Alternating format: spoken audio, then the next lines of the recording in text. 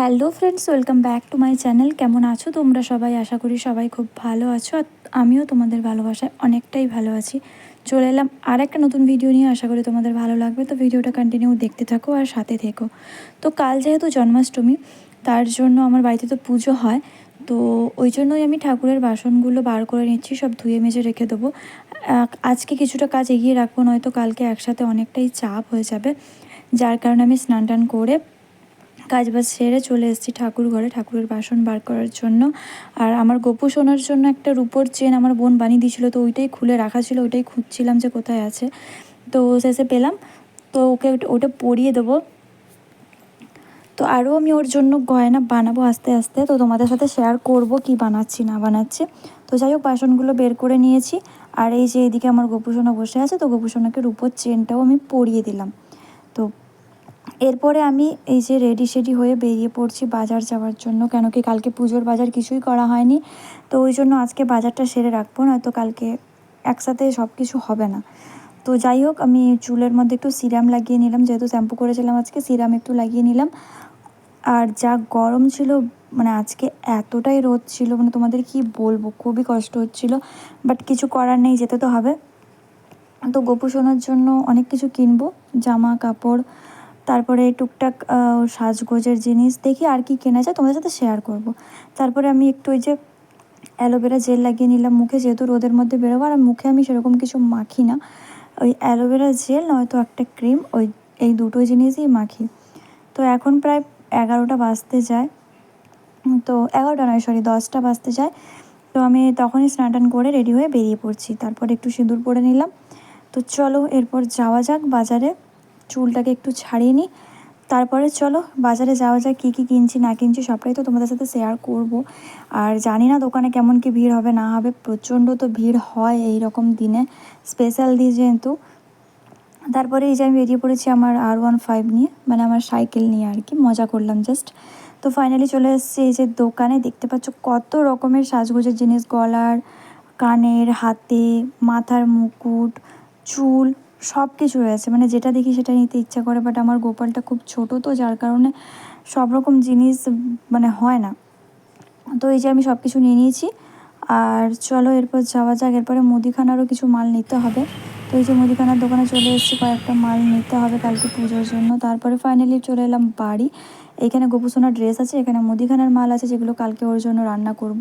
আর এই যে একটা গোপুসোনার জন্য দোলনা নিয়েছি, দোলনাটা গত বছরে নেবো করে নেওয়া হয়নি, গত বছরে একটা সোফা নিয়েছিলাম ওর জন্য, এই বছরে দোলনা নিলাম।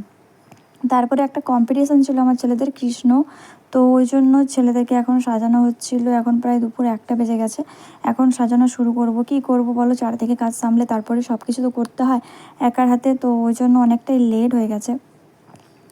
তো ওদের যে ম্যাম, ওর ছেলেও সেজেছিল, তো ওই সাজিয়ে দিচ্ছিলো সবাইকে, আর আমি ভিডিও করছিলাম। আমিও একটু হেল্প করেছি ওর সাথে, বাট বেশিটাই ও করেছে।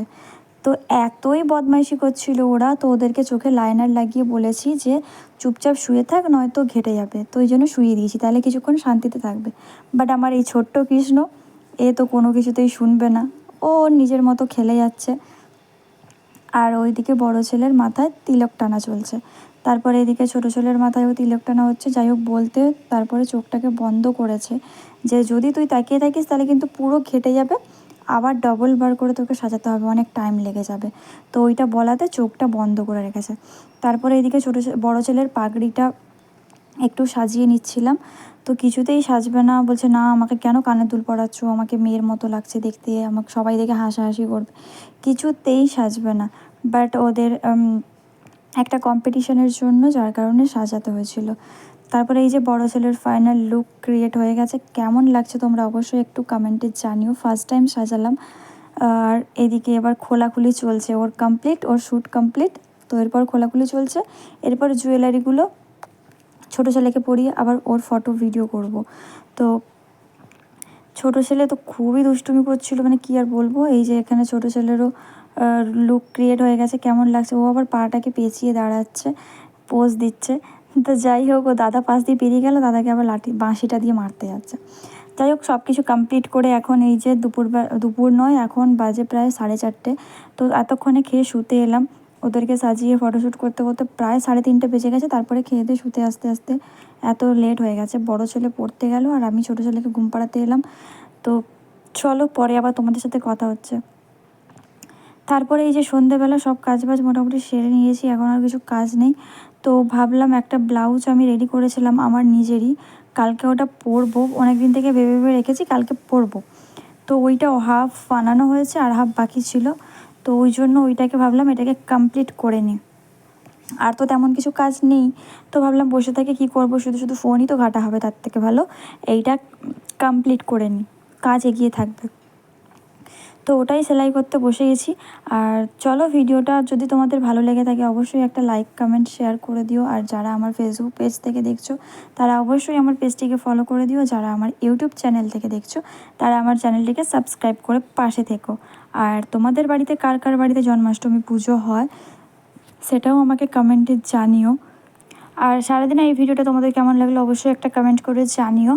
আর চলো তোমরা তাহলে সবাই ভালো থেকো, সুস্থ থেকো। দেখা হচ্ছে নেক্সট একটা ভিডিওতে। আজকের মতো সবাইকে টাটা, বাই বাই।